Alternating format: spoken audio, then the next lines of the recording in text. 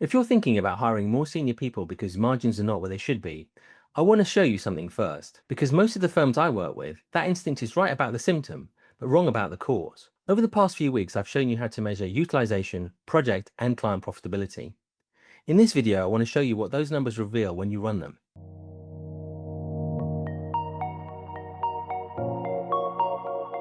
I spent the early part of my career as a chartered accountant inside large professional services businesses, specifically WPP and Kantar.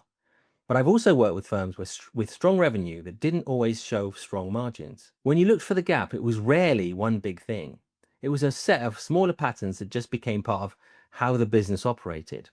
And here are 5 I see most often. If you calculated your project margins using the method shown in the video 2 weeks ago and found them thinner than you expected, scope creep is probably the first place to look at.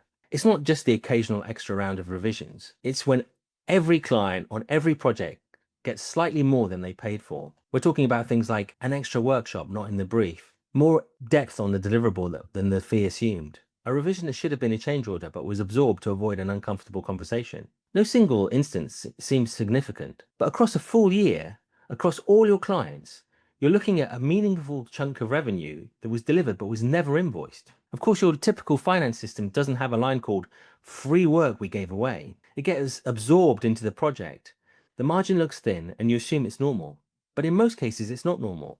It's a habit the business has drifted into. Look, I'm not saying that everything needs to be charged because that would be unrealistic, but out of scope work should be clearly visible so meaningful decisions can be made about how to manage it. Most firms just can't see it at all. The second pattern also shows up in your project margins. Projects that consistently run over their estimated hours, even when scope didn't change. The reason for this is often rework. This is every time your team redoes something because it was wrong, or not to spec, or approved without clear direction. That time comes from billable hours, but people rarely log it as rework. They log it to the project, so the project looks like it ran long. Then the time gets written off and everyone moves on. I've worked with firms where projects were routinely over budget, and the instinct was to price higher. But when we examined the hours, we found that a substantial portion of the overrun was due to rework. The team wasn't slow, the problem was the work was being done twice.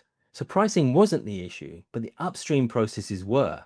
Poor briefs, unclear approval checkpoints, and work moving forward before decisions were confirmed. The third leak will not show up cleanly in your project margins, but it will show up in your utilization numbers, specifically when you look at the utilization by role. When your senior people are doing work that should be done by someone more junior, you're spending your most expensive resource on your cheapest work.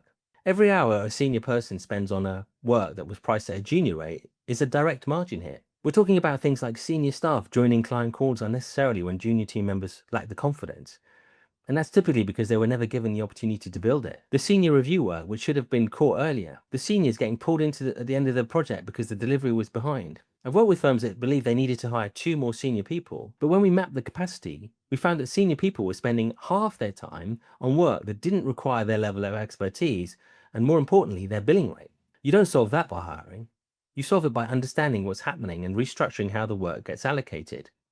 So ask yourself, what fraction of each senior person's week is truly spent on senior level work? If you don't know, well, it's definitely worth finding out. The fourth leak connects directly to what we covered on client profitability. When you calculated profitability at the client level, you were allocating overhead across the client base. The question is whether that allocation reflects reality. Most firms do it the easy way. They just spread overhead evenly. Management time, office costs, software, finance, etc. They're all divided evenly and uniformly across all projects and clients. But of course, the problem is that overhead is not uniform. Some clients generate significantly more internal effort.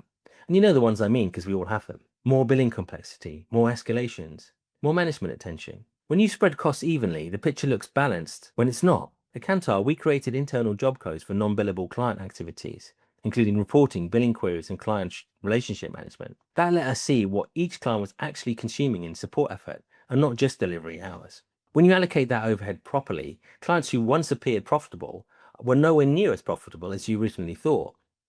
So that is a cost visibility problem. The last one sits behind all the others. It's also why the 3 videos before this one matter so much. Most firms price based on what the market will accept, what competitors charge, and what the client will pay.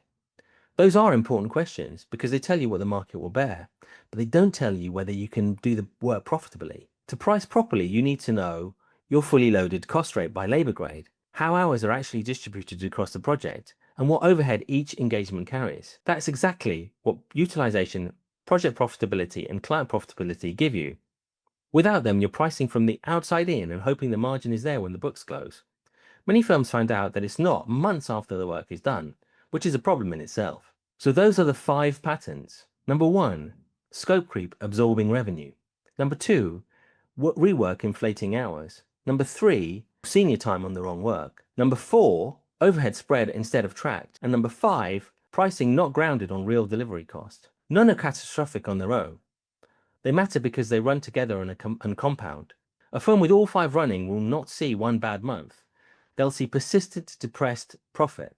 What I want you to take from this is that the 3 metrics that we covered in recent weeks, so utilization, project profitability, and client profitability, are not just useful in isolation. They're the tools that make these patterns visible. The links to those videos are in the description. In the next video, I'm going to show you a framework that brings it all together in a single view of where profit actually goes in a professional services business.